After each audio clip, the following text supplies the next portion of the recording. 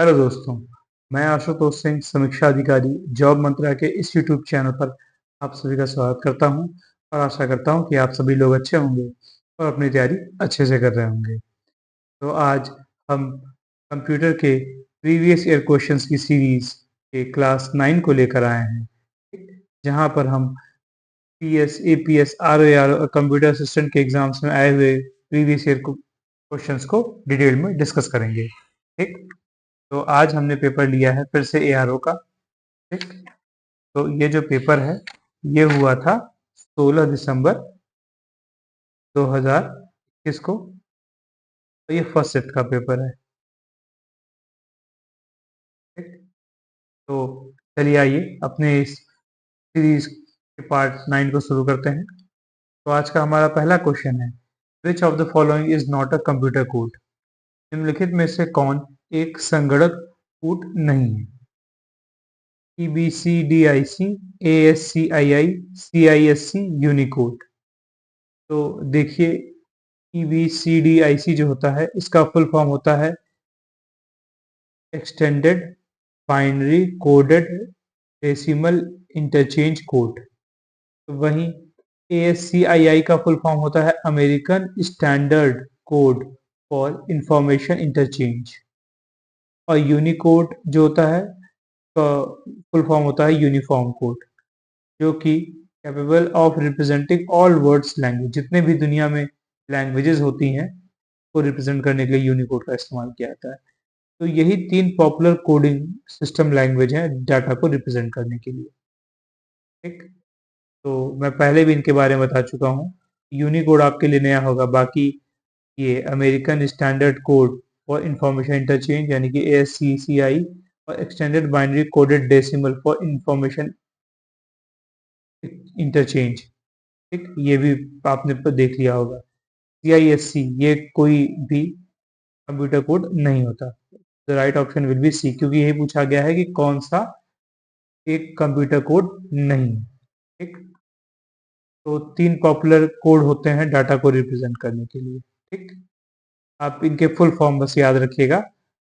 मैं बता चुका हूं पहले भी कि जो ASCII है वहां पर किसी भी डाटा को रिप्रेजेंट करने के लिए 7 बिट्स का इस्तेमाल होता है। ठीक है, 7 बाइनरी डिजिट्स। वहीं ABCDIC में 8 बिट्स का इस्तेमाल होता है। इनके बारे में आपके लिए जब क्लास लाएंगे तो और भी जो डिटेल बातें हैं वो बता देंगे। ठीक, अभी के लिए तो आपके लिए इतना ही जान के रखिए। नेक्स्ट क्वेश्चन पे चलते हैं। Which of the following are most commonly use code for representing bits? नीचे दिए गए बिट्स को प्रस्तुत करने के लिए सर्वाधिक उपयुक्त होने वाली कोड कौन सा है? ASCII American standard code for information interchange, बिल्कुल सही। ये एक तरीका है जिसके द्वारा जो कोड्स जो बिट्स होते हैं, डाटा होते हैं, उनको कोड्स में रिप्रेजेंट किया जाता है। फिर BCD मतलब बाइनरी कोडेड डेसिमल, हाँ ये भी एक तरीका होता है। फिर होता है EDCDIC, ये कुछ होता ही नहीं है। होता क्या है EBCDIC, अभी मैंने पिछले स्लाइड में बताया है। एक तो पहला होता है American standard code for information interchange, एक यूनिकोड होता है और एक EBCDIC होता है। ये तीन ही पॉपुलर कोडिंग सिस्टम्स हैं डाटा को रिप्रेजेंट करने के लिए। ठीक, ये EDCDIC ऐसा कुछ होता ही नहीं है।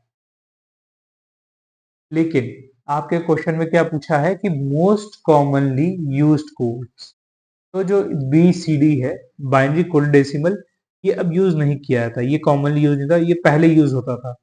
बाद में इसका मॉडिफिकेशन हुआ और ये extended binary coded decimal for information interchange EBDCIC आ गया। ठीक, तो the right option will be A only. ये पूछा गया है कि मोस्ट कॉमनली यूज डाटा, तो वो कौन सा होगा? केयर ये होगा American standard code for information interchange. यही तीन कोड्स आपको याद रखने हैं, इन्हीं से पूछा जाता है। देखिए जैसे मैंने बताया ना कि BCD जो होता है बाइनरी कोडेड डेसिमल, ये पहले यूज होता था। देखिए यहाँ पे बताया गया है कि जीरो को कैसे यूज दिखाते थे बाइनरी कोडेड डेसिमल में, फिर वन को कैसे दिखाते हैं 001, टू को, थ्री को। ये लिखा हुआ है कि डेसिमल नंबर है, उनको बाइनरी कोडेड डेसिमल में कैसे लिखा जाता है। ठीक, तो ये पहले यूज होता था, लेकिन ये अब मोस्ट कॉमनली यूज नहीं होता, ये अब एक तरह से ऑब्सलीट हो चुका है, यानी कि खत्म हो चुका है। अब केवल सबसे ज्यादा मोस्ट जो पॉपुलरली यूज होता है वो यही होता है, American standard code for information interchange या यूनिकोड यूज होता है। ठीक है, यूनिकोड है नहीं ऑप्शन में आपके। तो चलिए अपने नेक्स्ट क्वेश्चन पे चलते हैं कि which gate is also known as inverter, कौन से गेट को इन्वर्टर के रूप में भी जाना जाता है। इन्वर्टर का मतलब यहाँ पे है कि ऐसा गेट जो हम इनपुट दें उसे इन्वर्ट कर दे, बदल दे। इन्वर्टर का मतलब वो नहीं जो आपके घरों में बिजली सप्लाई करने के लिए होता है, वो नहीं। इन्वर्टर जो बना है वो बना है इन्वर्ट से, INVERT। इन्वर्ट मतलब उलट देना, ठीक, किसी चीज को उल्टा कर देना। तो मतलब आप जीरो इनपुट दीजिए तो वो वन दे, अगर आप वन दीजिए तो वो जीरो दे दे। ऐसा केवल एक ही गेट है जो इन्वर्टर का काम करता है, आप जो भी इनपुट देते हैं उसको बदल देता है, वो होता है नॉट गेट। ठीक है, नॉट गेट पे ये अगर आप इनपुट देंगे जीरो तो यहाँ वन देगा, वन देंगे तो आउटपुट जीरो देगा। और इसका सिंबल कुछ ही होता है, एफ इक्वल टू ए पर बार लगा दीजिए, या F equal to A dash, इनमें से कोई भी तरीका यूज कर सकते हैं। और ये इसकी ट्रुथ टेबल है। तो सही ऑप्शन क्या होगा, नॉट गेट। इस पेपर में गेट से काफी क्वेश्चन है, आपको गेट्स के बारे में पता चल जाएगा। अगला क्वेश्चन है, the NAND gate is AND gate followed by. NAND gate, AND gate और जिस का, फिर यहाँ पे मतलब कि आपको बताना है कि कौन से गेट द्वारा अनुगमन होता है।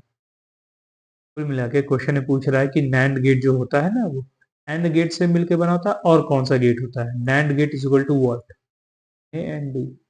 NAND gate is equal to होता है AND gate plus NOT gate. नाम में ही देख के लग रहा होगा, NAND means AND plus NOT. अब पूछा है कि NAND gate is AND gate followed by, क्या होगा answer, NOT gate. Right option will be A. तो आप कहेंगे सर ये कैसे, देखिए ये एंड गेट का सिंबल पहले बनाया गया है, ठीक, देख रहे हैं ये एंड गेट का सिंबल है, बाद में ये देखिए नॉट गेट का सिंबल है। इन दोनों को मर्ज कर दिया गया है, तो देखिए ये जो कोना वाला हिस्सा यहाँ से गायब हो जाएगा, तो जब ये गोल वाला इस पे आके अटैच हो जाएगा, तब देखिए नैंड गेट का सिंबल ऐसे बनता है। इसीलिए इन दोनों को मिलाने से बना नैंड गेट, जो कि कुछ ऐसे रिप्रेजेंट किया जाता है। अब अगर आप देखेंगे तो नॉट गेट जो आउटपुट्स होते हैं वो भी उस तरीके से बदल जाते हैं। अब देखिए जैसे मैं आपसे बताऊं कि एंड गेट में आप जीरो जीरो दे रहे हैं, तो एंड गेट क्या करता है, मल्टीप्लाई करने का काम करता है। जीरो जीरो का मल्टीप्लाई क्या आएगा, जीरो आएगा। जीरो वन का मल्टीप्लाई क्या आएगा, जीरो आएगा। वन जीरो का मल्टीप्लाई क्या आएगा, जीरो आएगा। और वन वन का मल्टीप्लाई विथ वन आएगा। ठीक, ठीक। एंड गेट ने ये आउटपुट दे दिए। एंड गेट के बाद क्या था, नॉट गेट। नॉट गेट का काम क्या होता है कि जो भी यहाँ आउटपुट मिला है उसे बदल देना, उल्टा कर देना। तो जहां पे जीरो मिलता वहां पे क्या होता है, वन कर देगा। जीरो होगा वन कर देगा, जीरो होगा वन कर देगा, वन होगा तो जीरो कर देगा। ठीक, ये हो गई ट्रुथ टेबल। अब देखिए नैंड गेट की भी देखिए पूरी पूरी वही है ट्रुथ टेबल।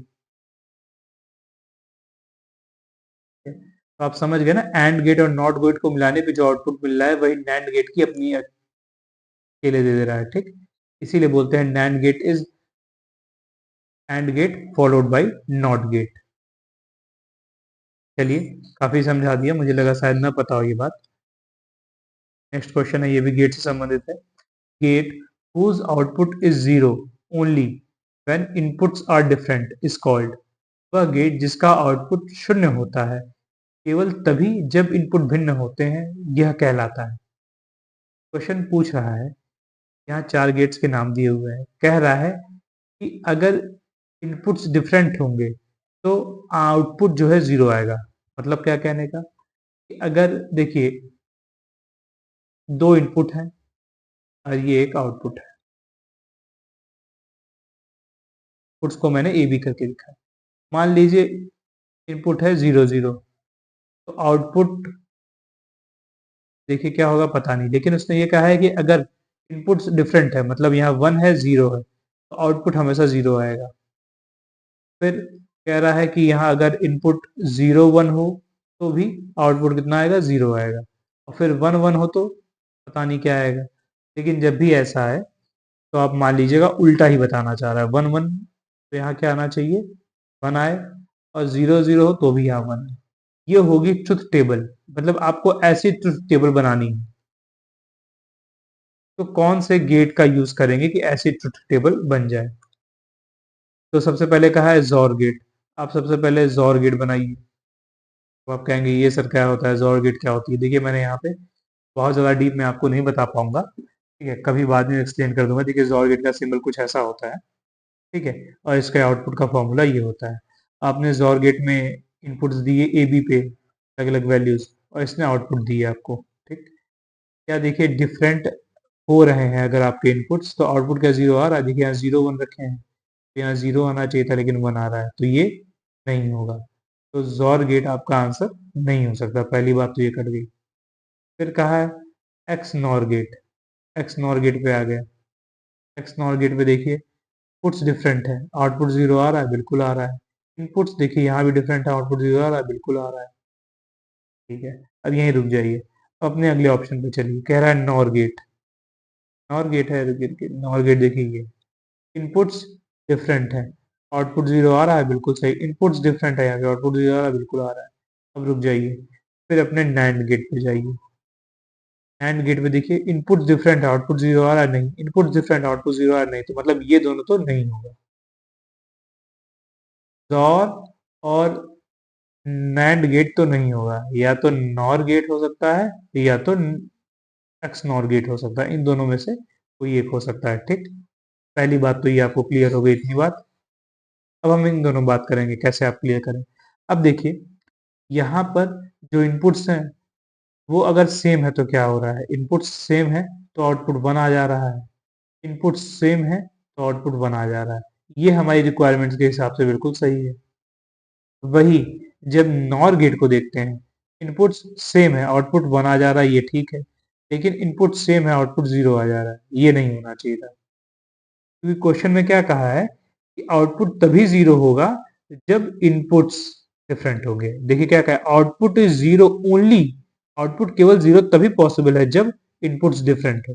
लेकिन यहाँ देखिए इनपुट्स सेम है तो भी 0 आ जा रहा है, तो इसीलिए नॉर गेट आंसर नहीं होगा। सही आंसर क्या होगा, एक्स नॉर गेट।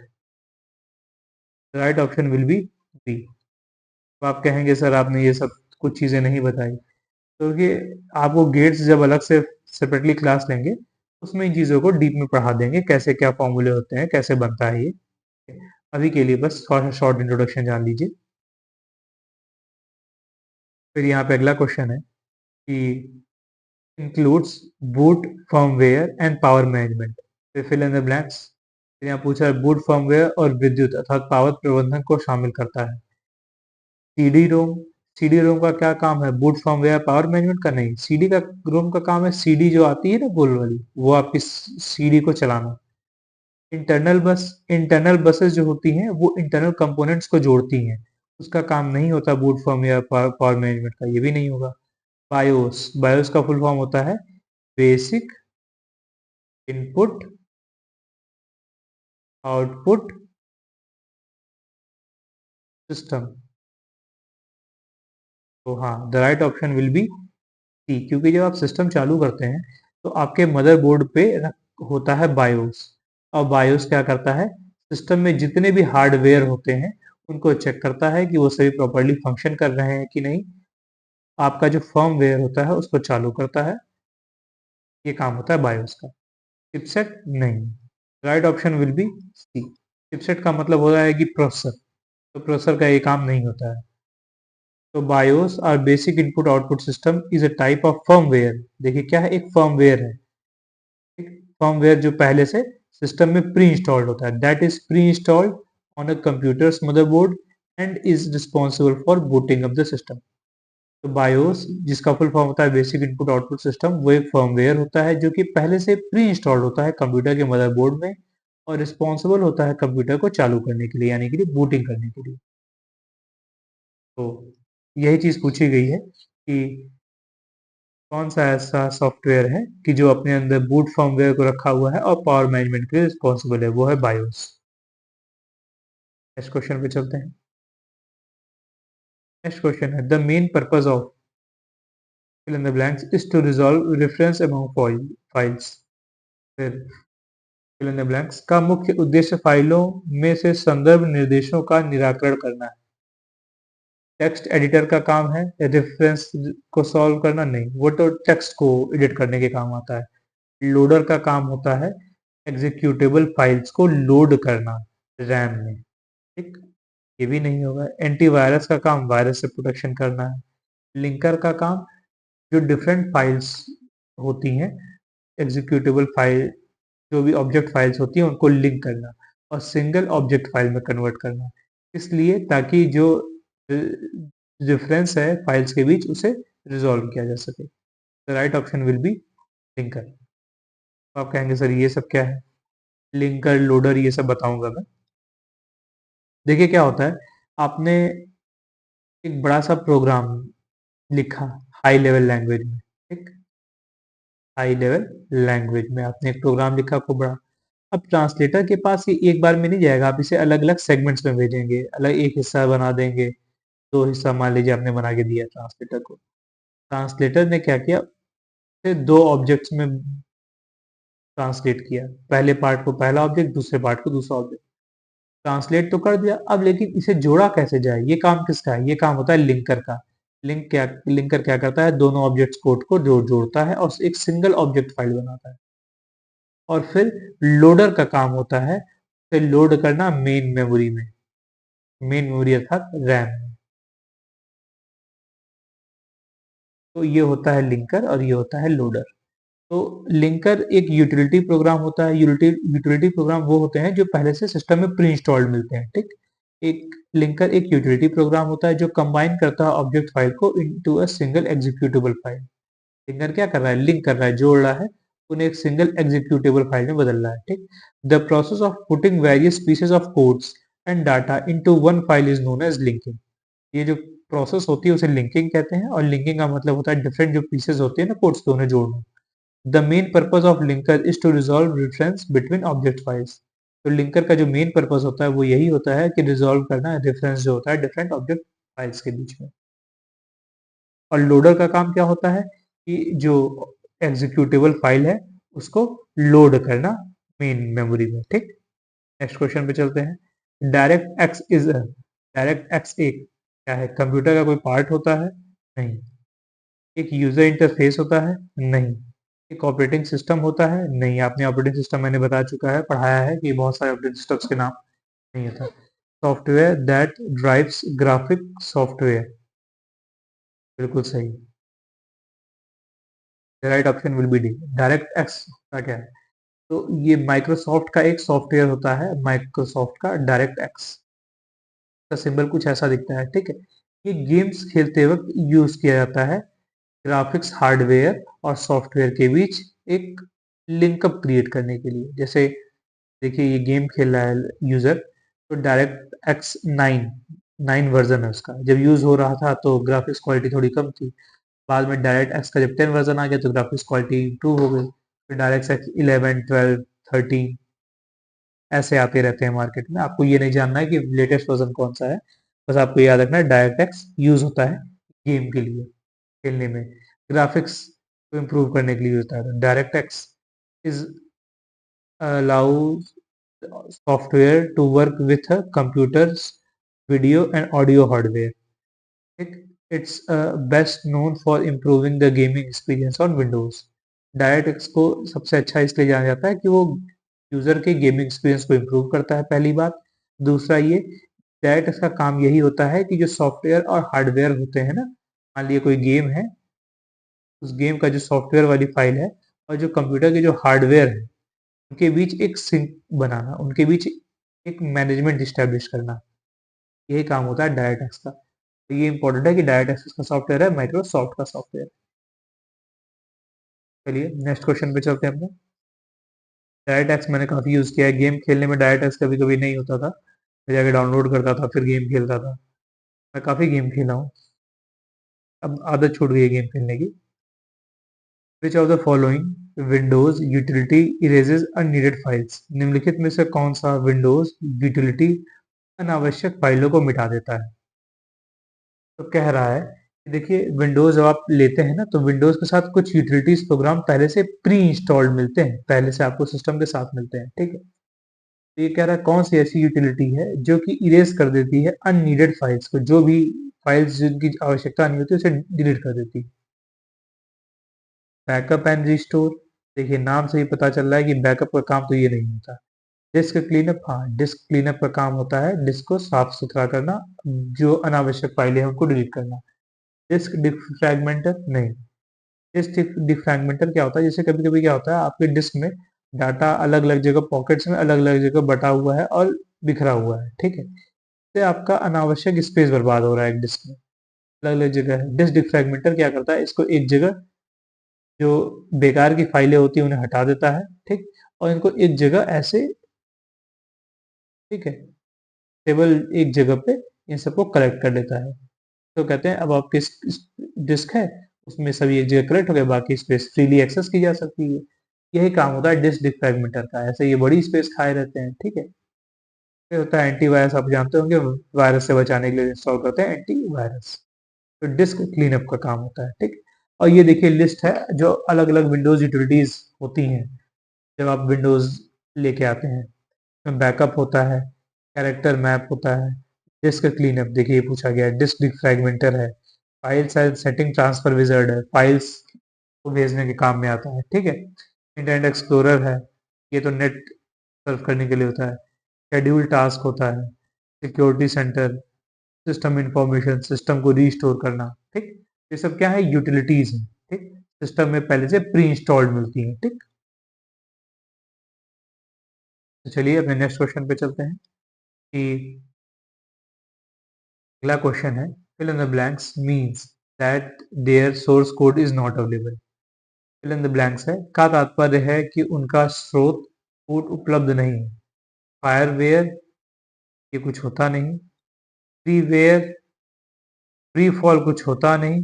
फर्मवेयर, ये दो ही चीजें होती हैं, एक फ्रीवेयर होता है एक फर्मवेयर होता है। अभी कुछ देर पहले मैंने बताया था कि जो बायोस होता है बेसिक इनपुट आउटपुट सिस्टम, ठीक है, ये क्या होता है, फर्मवेयर का एग्जाम्पल होता है, जो कि पहले से कंप्यूटर के मदरबोर्ड पे होता है, ठीक। और इसका काम होता है सिस्टम को बूटिंग में हेल्प करना, सिस्टम को चालू करना, और जब चालू होता है सिस्टम जितने भी हार्डवेयर होते हैं उनको चेक करता है, ठीक। तो ये तो नहीं पूछा गया है। फ्रीवेयर, फ्रीवेयर का मतलब होता है कि वो नेट पे फ्री में अवेलेबल है, आप इसे अनलिमिटेड टाइम्स डाउनलोड कर सकते हैं और यूज कर सकते हैं, आपको इसके लिए कोई चार्ज नहीं देना है। तो freeware is a software which the user can use free of cost. लेकिन एक बात याद रखनी है कि फ्रीवेयर का जो सोर्स कोड होता है, सोर्स कोड मतलब जिस कोड से वो बना है, ठीक, फ्री में अवेलेबल नहीं होता, आप उसे चेंज नहीं कर सकते। Furthermore it does not mean that source code is also available along with the software. We can say that these are closed source software, ठीक। ये कहा जा सकता है कि ये क्लोज सोर्स सॉफ्टवेयर है क्योंकि आपको जो इनका सोर्स कोड होगा वो नहीं मिलता है ताकि आप उनमें चेंज कर सके, वो अवेलेबल नहीं होता। वहीं एक आपको पता होगा, मैं बताया है ओपन सोर्स, ठीक है, ओपन सोर्स सॉफ्टवेयर आते हैं, ठीक है। अगर आपने पहले पढ़ा होगा, मैंने बताया है यूनिक्स होता है, ठीक है, लाइनेक्स होता है, ठीक। ये सब क्या ओपन सोर्स सॉफ्टवेयर है, इनके सोर्स कोड अवेलेबल है, इनमें आप अपनी मर्जी से मॉडिफाई करके यूज कर सकते हैं। वहीं फ्रीवेयर फ्री में अवेलेबल तो है लेकिन आप इनके सोर्स कोड को छेड़ नहीं सकते। तो इसके कुछ फायदे होते हैं फ्रीवेयर के कि पहली बात तो अवेलेबल होता है यूजर को फ्री ऑफ कॉस्ट, और इसका डिस्ट्रीब्यूशन भी कर किया जा सकता है फ्री ऑफ कॉस्ट, लेकिन इसके सोर्स कोड को नहीं बदला जा सकता, ठीक। फ्रीवेयर के एग्जांपल हैं जैसे एडोब पीडीएफ, स्काइपी और वीएलसी प्लेयर। आप लोग अगर सिस्टम यूज करते होंगे तो आपने वीडियोस चलाने के लिए जनरली मोस्टली लोग वीएलसी यूज करते हैं। वीएलसी क्या है, आपको वीएलसी के लिए कोई पैसा देना पड़ता है, नहीं, वीएलसी आप दूसरों को ट्रांसफर भी कर सकते हैं, बिल्कुल। स्काइपी के साथ भी वही है, एडोब पीडीएफ के साथ भी वही है कि ये सॉफ्टवेयर फ्री में यूज होते हैं, आप फ्री में इनको डिस्ट्रीब्यूट भी कर सकते हैं, लेकिन आप इनका सोर्स कोड अगर चाहें डाउनलोड करके बदलना तो पॉसिबल नहीं है, ठीक। अब समझ में आ गई होगी कि फ्रीवेयर क्या होता है और फर्मवेयर क्या होता है। ये दोनों चीजें मैंने बता दी। फिर यार आपके इस क्वेश्चन का एग्जांपल है फ्रीवेयर, क्योंकि यही पूछा गया है कि means that the source code is not available, source code available नहीं है फ्रीवेयर। ठीक, बड़ा ट्रिकी क्वेश्चन है ये। फ्रीवेयर का सोर्स कोड नहीं अवेलेबल है, लेकिन वो सॉफ्टवेयर अवेलेबल है फ्री में। Text editor is an, text editor है एक एप्लीकेशन सॉफ्टवेयर है। हाँ बिल्कुल सही। सिस्टम सॉफ्टवेयर है ना, यूटिलिटी सॉफ्टवेयर है बिल्कुल नहीं, ऑल पर्पज सॉफ्टवेयर नहीं। सही क्या होगा, एप्लीकेशन सॉफ्टवेयर। तो पहले ही बता चुका हूँ, एप्लीकेशन सॉफ्टवेयर वो सॉफ्टवेयर होता है जो किसी स्पेशल पर्पस के लिए यूज किए जाए। ठीक, टेक्स्ट एडिटर हाँ स्पेशल पर्पस है, टेक्स्ट में एडिट करना है तो स्पेशल पर्पस है, यूनिक पर्पस है, क्या होगा, एप्लीकेशन सॉफ्टवेयर होगा। ठीक, तो देखिए, a text editor is a computer program that allows user to create, मतलब बना पाना, एडिट कर पाना या ओपन कर पाना, ठीक, एंड व्यू देख पाना एक प्लेन टेक्स्ट फाइल को। यही काम होता है एक टेक्स्ट एडिटर का। अब जैसे बहुत सारे टेक्स्ट एडिटर सॉफ्टवेयर अवेलेबल है, ठीक है, जैसे गूगल का वर्क स्पेस टेक्स्ट एडिटर है। ठीक, एक विंडोज का नोट पैड है, विंडोज में नोट पैड प्री इंस्टॉल्ड मिलता है। ठीक, फिर लीफ पैड एक आता है, टेक्स्ट मेट आता है। आप ये सब नाम इंपॉर्टेंट है, नोट डाउन कर लीजिएगा। ठीक है, मैं देश दुनिया भर के नहीं बताता, बहुत सारे आते हैं, लेकिन इंपॉर्टेंट जो है केवल वही बताऊंगा। गूगल का work space, Windows note pad, leaf pad और टेक्स्टमेट। टेक्स्टमेट ये मैक जो होते हैं ना एप्पल के सिस्टम, उसमें टेक्स्टमेट होता है, ये टेक्स्ट को एडिट करने के काम में आता है। These are the examples of text editor. जैसे मैंने यहाँ लगाया है एक फोटो, ये टेक्स्ट एडिटर का एग्जांपल है। देखिए, टेक्स्ट एडिटर में क्या होता है, टेक्स्ट आप डाल देते हैं, उसको एडिट कर सकते हैं। ठीक है, तो चलिए अभी नेक्स्ट क्वेश्चन पे चलते हैं। In computer terminology CAD stands for, संगणक शब्दावली में सीईडी किस लिए अभिहित होता है। हाँ भैया, हिंदी तो बहुत टफ हो जाती है, मैं तो इंग्लिश में करूंगा यार कंप्यूटर को। पहले आपको भी सर्च कर चुका हूँ, अगर आप पेपर कंप्यूटर का अटेम्प्ट कर रहे हो तो इंग्लिश में कीजिएगा, ज़्यादा सही है। तो यहाँ पूछ रहा है कैट का फुल फॉर्म क्या होता है। कैट का फुल फॉर्म होता है computer aided design. Computer applied design नहीं, कंप्यूटर एल्गोरिथमिक एंड डिजाइन नहीं, कंप्यूटर एप्लीकेशन नहीं, कंप्यूटर एडेड डिजाइन बिल्कुल सही। का मतलब होता है कंप्यूटर के द्वारा जिस डिजाइन में एडेड मतलब सहायता प्रदान की गई है, कंप्यूटर एडेड डिजाइन। तो मैं इंजीनियरिंग किया हूँ तो मुझे पता है, कैड मैंने यूज किया, मैंने सीखा भी है कैड। तो कैड में क्या होता है, is the use of computer based software to aid in the design processes. क्या होता है कि आपको कोई चीज डिजाइन करनी है, कोई मशीन, तो आप ऐसा नहीं कि बस चल दिए उस मशीन को बनाने, पहले आप उसे कंप्यूटर पे पूरा डिजाइन करेंगे, अलग अलग डायमेंशंस देंगे, एंगल्स देंगे, अलग अलग उनसे रिलेटेड पार्ट्स की साइज और शेप देंगे, तब आप ये सब काम कंप्यूटर पे कर लेंगे। तब आप उसे एक रियल जो मशीन बनाएंगे। ठीक है, CAD software is frequently used by different types of engineers and designers. CAD software को इंजीनियर्स और डिजाइनर्स द्वारा यूज किया जाता है। कैड का फुल फॉर्म होता है कंप्यूटर एडेड डिजाइन। ठीक, एक सेकेंड, देखिए मैंने यहाँ पे एक लगाया है, कैसे कैड में काम होता है। ये तो मेरे पुराने दिनों की मुझे याद दिला दे रहा है, मैंने कैड पे काफी काम किया है। देखिए ये एक कोई मशीन है, गियर बॉक्स है, इसमें अलग अलग गियर्स यूज हो रहे हैं, गियर बॉक्स जो आपकी गाड़ियों में लगा होता है। ठीक है, तो इनमें अब ऐसा नहीं है कि बस आप गियर बॉक्स लाए और हथौड़ा मार पीट के बना दिए, नहीं। आप पहले क्या करेंगे, कंप्यूटर पे हर एक चीज को, डायमेंशन को डिजाइन करेंगे कि कैसे क्या हो रहा है, लग पा रहा है कि नहीं, अरेंज हो पा रहा है कि नहीं, चीजें मैकेनिज्म काम करेगी नहीं, ये सब चीजें कैड पे टेस्ट हो पाती हैं। तो सॉफ्टवेयर पे ही सब कुछ हो जाता है। जब यहाँ सब कुछ फाइनल हो जाता है, तब आप जाके उस चीज को बनाते हैं। ठीक, रियल लाइफ में। ठीक, अलग अलग पार्ट्स को देखिए यहाँ डिजाइन किया जा रहा है, इतने हंड्रेड्स ऑफ पार्ट्स हो जाते हैं एक छोटे से केवल क्लच बॉक्स में या गियर बॉक्स में। तो चलिए अपने मेन क्वेश्चन पे चलते हैं। हाँ, अब आप समझ गए कि कैड का फुल फॉर्म होता है कंप्यूटर एडेड डिजाइन। वहीं कैम होता है, कैम का फुल फॉर्म होता है कंप्यूटर एडेड मैन्युफैक्चरिंग। कि जब किसी प्रोसेस में, मैन्युफैक्चरिंग प्रोसेस में कंप्यूटर की सहायता ली जाती है, ठीक है, मशीनों को ऑपरेट करने के लिए, उसे कहते हैं CAM. CAM stands for computer aided manufacturing, आपसे पूछा जा सकता है इसलिए मैंने कैम भी बता दिया है आपको, ठीक। Which is a process that uses software to control machines in a manufacturing of product. किसी प्रोडक्ट को मैन्युफैक्चरिंग करने में जो मशीनें यूज हो रही है उन मशीनों को सॉफ्टवेयर से कंट्रोल करना, यही कहलाता है कैम, कंप्यूटर एडेड मैन्युफैक्चरिंग। अब कैड आपको बता चुका हूँ, कंप्यूटर एडेड डिजाइन, ठीक। ये दोनों बहुत ही इंपॉर्टेंट फुल फॉर्म्स हैं, नोट डाउन कर लीजिएगा। नेक्स्ट क्वेश्चन पे चलते हैं।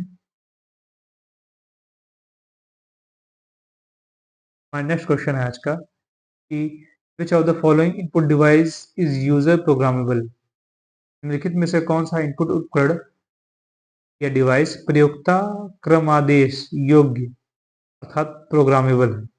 डम टर्मिनल, नहीं, मैंने बता दिया है डम टर्मिनल, इससे पहले बताया था कि एक स्क्रीन होती है और उसमें कीबोर्ड होता है, बस आप क्या कर सकते हैं, इनपुट दे सकते हैं सर्वर को या मेन फ्रेम कंप्यूटर को, ठीक।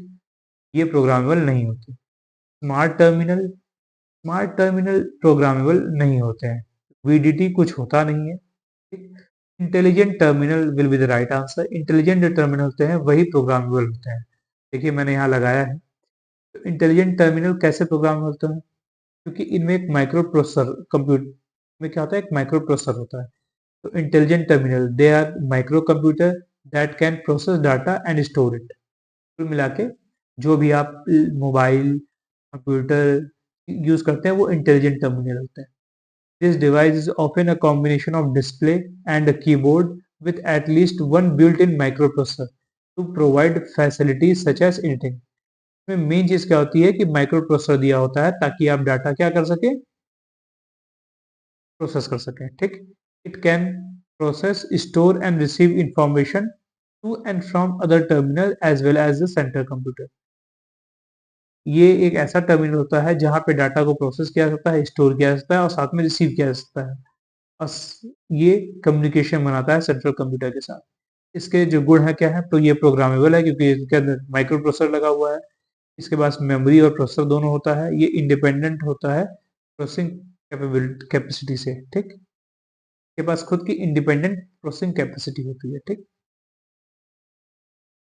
तो आप ये कुछ बातें समझ गए होंगे। इससे पहले मैंने डम टर्मिनल बताया था, ये इंटेलिजेंट टर्मिनल हो गया, कभी स्मार्ट टर्मिनल बता दूंगा, ठीक। तो अगला क्वेश्चन है, fill in the blanks is used to connect audio and video multimedia devices like video camera। फिर fill in the blanks का उपयोग दृश्य कैमरा के समान श्रव्य और दृश्य मल्टीमीडिया उपकरणों को कनेक्ट करने के लिए होता है। तो मैंने इससे पहले ये फिगर आपको देखा होगा, मैंने बस हम बताया था कि अलग अलग पोर्ट्स क्या होते हैं। PS2 पोर्ट्स होता है कीबोर्ड और माउस को कनेक्ट करने के लिए, यूएसबी पोर्ट होता है इसमें आप पेन ड्राइव कनेक्ट करते हैं, ईथरनेट पोर्ट होता है जिसमें आप ईथरनेट केबल को कनेक्ट करते हैं नेट चलाने के लिए, सीरियल पोर्ट होता है जिसमें डायल अप मॉडेम को कनेक्ट करते हैं, वीजीए पोर्ट होता है जिसमें मॉनिटर को कनेक्ट करते हैं, ये स्पीकर लाइन और माइक्रोफोन है, ये पूछे नहीं जाते बहुत। गेम पोर्ट होता है जहाँ पे जॉयस्टिक को कनेक्ट करते हैं। प्रिंटर का जो ये पोर्ट होता है इसे पैरेलल पोर्ट भी कहते हैं, ठीक है। तो ये सब चीजें तो आपने पढ़ ली। देखिए इसने यहाँ क्या कह दिया कि कौन सा ऐसा पोर्ट होता है जो कि यूज होता है कनेक्ट करने के लिए ऑडियो एंड वीडियो मल्टीमीडिया, ठीक। जैसे कि वीडियो कैमरा को कनेक्ट करने के लिए क्या यूज किया जाता है। सही आंसर होगा HDMI, high definition multimedia interface. HDMI जो पोर्ट होता है वो यूज किया जाता है। is a standard connector that's used to connect audio and video multimedia devices like video cameras to other devices। HDMI जो होता है मतलब हाई डिफिनिशन मल्टीमीडिया इंटरफेस, ये एक पोर्ट होता है। देखिए कुछ ऐसा होता है HDMI पोर्ट, जिसका इस्तेमाल किया जाता है जो डिफरेंट मल्टीमीडिया डिवाइस होती है ना, जैसे वीडियो कैमरा, उनसे कनेक्ट करने के लिए। अब आप देखेंगे HDMI, देखिए आपके ऑप्शन में कहीं है ही नहीं, कोई भी आपका ऑप्शन नहीं सही।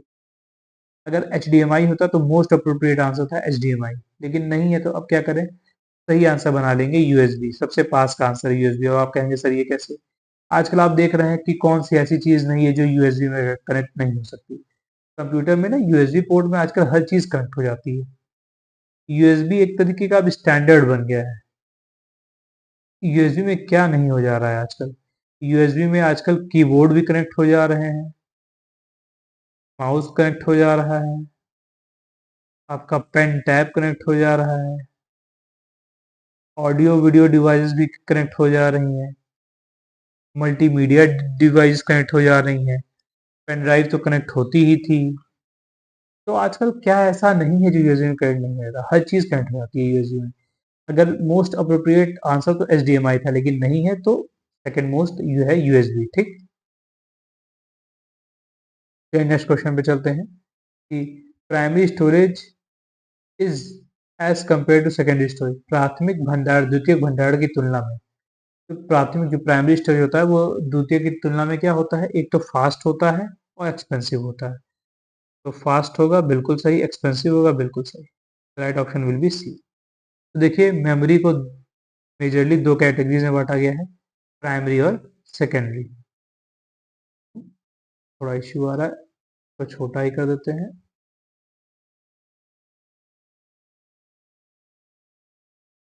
तो मेमोरी को मेजरली दो पार्ट में बांटा गया है, प्राइमरी और सेकेंडरी। ठीक, प्राइमरी में आता है रैम रोम और सेकेंडरी में आता है CD DVD floppy disc and hard drive इत्यादि इत्यादि, और भी बहुत सारे आते हैं। ठीक, तो क्या रहा है, प्राइमरी मेमोरी जो होता है द्वितीयक मेमोरी यानी कि सेकेंडरी मेमोरी की तुलना में कैसा होता है, तो क्या होता है, फास्ट होता है और एक्सपेंसिव होता है। ठीक, तो ये स्लो होता है इसीलिए इसका खर्चा कम होता है, चीपर होता है ये। भाई जो चीपर है तो धीरे धीरे चलेगा, महंगा है प्राइमरी मेमोरी तो तेज चलेगा, बड़ी सीधी सी बात है। ठीक है, देखिए इसी को एक्सप्लेन करने के लिए यहाँ पे ये टेबल लगाई है मैंने। अब मेरी नहीं है भैया, ये दूसरी जगह से मैंने उठाई है, आपको समझाने के लिए अलग अलग जगहों से उठाता हूँ। ठीक, तो प्राइमरी मेमोरी को हम मेन मेमोरी भी कहते हैं, सेकेंडरी मेमोरी को हम ऑक्सिलरी मेमोरी कहते हैं। ठीक, प्राइमरी मेमोरी के एग्जांपल होते हैं रैम रोम कैशे। ठीक, और फिर ये सब तो रोम के एग्जांपल हो गए, पी रोम ईपी रोम।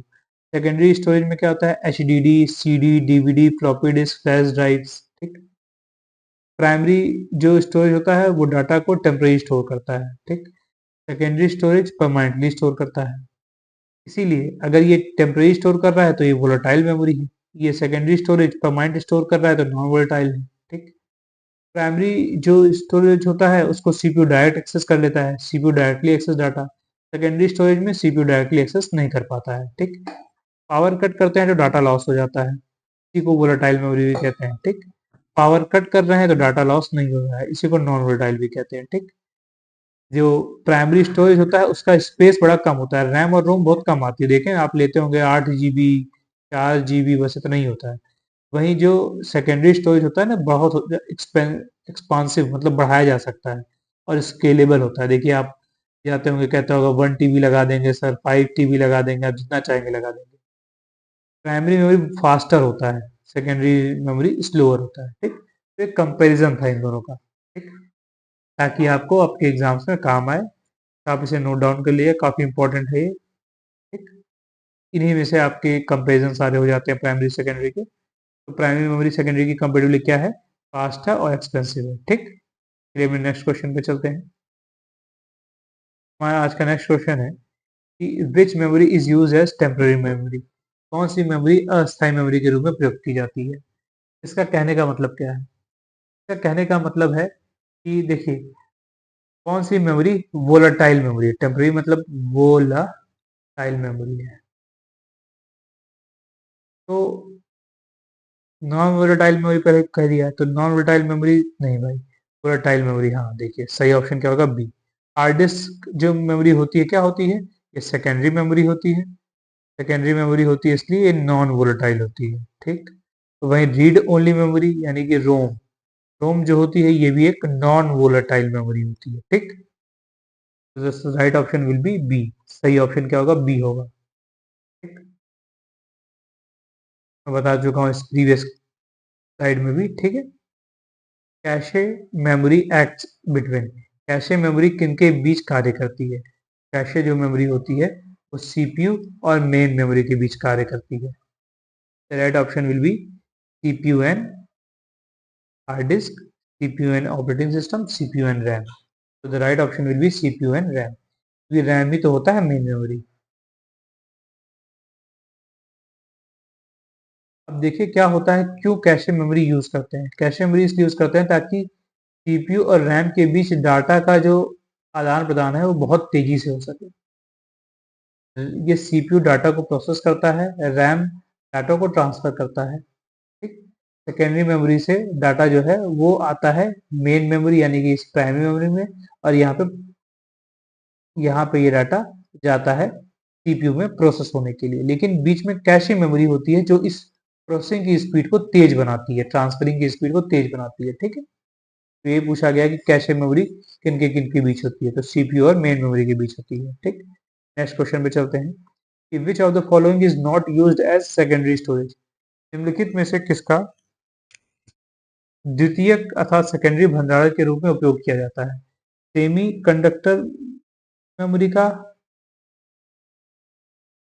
तो बिल्कुल जो सेमीकंडक्टर मेमोरी होती है इसको कहते हैं रैम, और ये इसको रोम भी कहते हैं। रैम और रोम क्या होती है? ये सेमीकंडक्टर मेमोरीज होती हैं। ठीक, तो ये प्राइमरी मेमोरीज होती हैं। रैम रोम क्या है? प्राइमरी मेमोरीज है। और पूछा क्या गया है कि कौन सा सेकेंडरी मेमोरी का एग्जाम्पल नहीं है, तो the option A will be the right answer. ठीक, वहीं जो मैग्नेटिक डिस्क होती है, जो ये है मैग्नेटिक डिस्क, क्या है? ये सेकेंडरी मेमोरी है।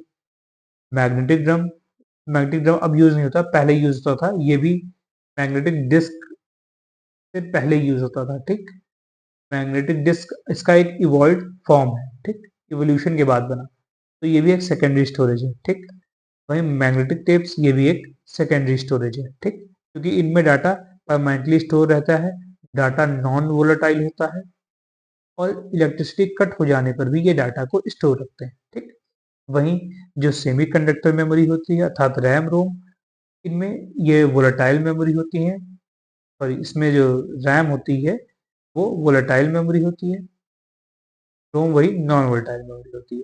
लेकिन ये दोनों क्या होती हैं? सेमीकंडक्टर मेमोरीज होती हैं। इस सेमीकंडक्टर का यूज होता है इन मेमोरीज को बनाने में। ठीक, नेक्स्ट क्वेश्चन पे चलते हैं कि विच ऑफ द फॉलोइंग